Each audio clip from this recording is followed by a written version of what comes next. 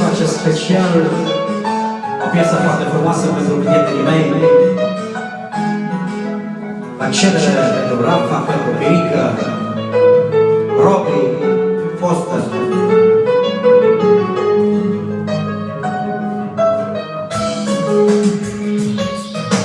Stau și mă întreb dacă ți-e bine, avocat nu să-ți lângă tine. Tu ai ales viața ta, oare nu te doare inima? Stau și mă întreb dacă ți-e bine, avocat nu să-ți lângă tine. Tu ai ales viața ta, oare nu te doare inima? Am ajuns să plâng iubirea mea, unde nu mă vede nimeni.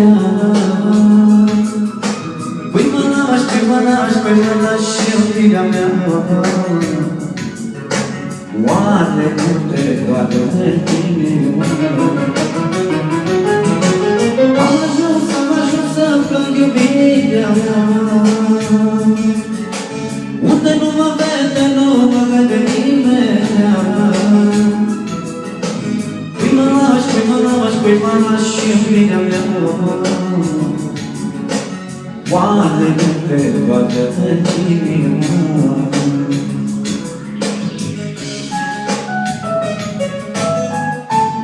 Și urmează cea mai tare strofă, tot de la acolo pentru prietenii mei cei mai buni și pentru foc.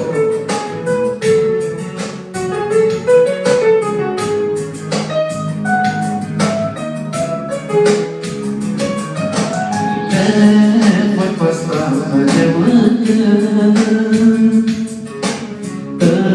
îți mulțumesc și pe toată, pentru puținele pline frumoase, pentru amintirile rămase. Te voi păstra de mâine, îți mulțumesc și pe toată,